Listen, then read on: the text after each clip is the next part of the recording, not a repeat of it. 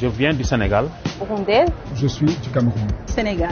J'ai une ONG établie à Washington. Je suis d'Haïti, je suis naïti, je suis haïtienne et très fière.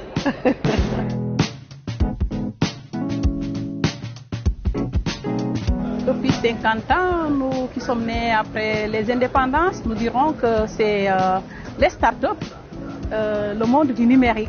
Avant, les femmes ne travaillaient pas, par exemple, dans l'art. Mais maintenant, il y a nous, les femmes qui travaillent dans l'art et qui peuvent être plus créatives qu'avant. Notre pays quand même a fait de très grands bonds, aussi bien au niveau de l'éducation, de la santé, disons du développement aussi, il faut le dire, parce qu'on est passé à des taux, disons, de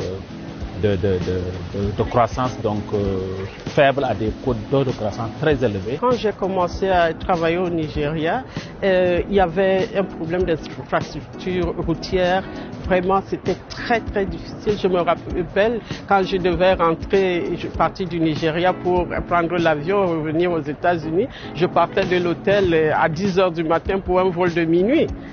Alors que maintenant, c'est plus rapide et ils ont fait des routes, ça facilite les choses. Nous avons vu des changements phénoménaux s'opérer à travers le monde. Il y a aujourd'hui en Afrique des économies qui sont en pleine croissance, avec des taux de croissance au-delà de ceux de la moyenne mondiale. Nous avons le cas de l'Éthiopie, du Nigeria et d'autres pays qui insufflent un nouveau mouvement de croissance à l'économie, non pas seulement africaine, mais à l'économie mondiale. Ce que c'est un bien public mondial est un fléau qui n'est pas encore connu.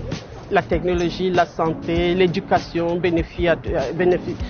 le monde en bénéficie. Il y a les ressources.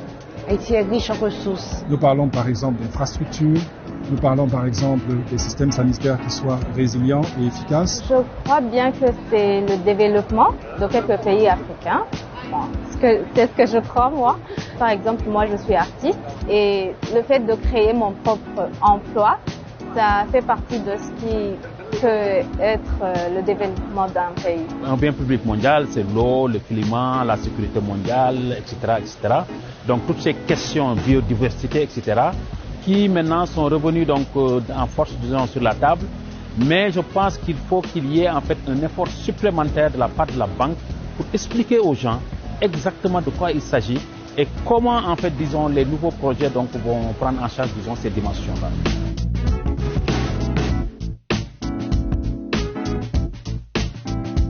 Pour les prochaines années, c'est la lutte pour le réchauffement climatique, l'érosion côtière, mais aussi l'emploi des jeunes, l'emploi de la jeunesse. Oui. La santé, parce que nous ne pouvons pas éduquer les enfants s'ils ne sont pas en santé. Les femmes ne peuvent pas faire le business si elles ne sont pas en santé. Production agricole parce que l'Afrique doit nourrir ses populations. Un marché qui permettrait d'accélérer la croissance et de tirer le meilleur parti du potentiel du continent, qui, on le sait, est le continent le plus riche en termes de ressources naturelles et de ressources humaines aujourd'hui. C'est un cocktail en fait d'opportunités qui appelle à des investissements stratégiques majeurs pour accélérer les progrès vers la transformation structurelle de ce continent.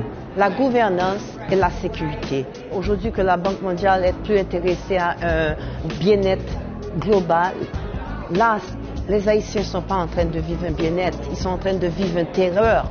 Alors, il est impossible d'avoir un bien-être dans ce contexte. Il faut avoir la sécurité et aussi un nouveau sens de gouvernance. Et je pense que la Banque mondiale a un rôle important à jouer dans ce sens-là.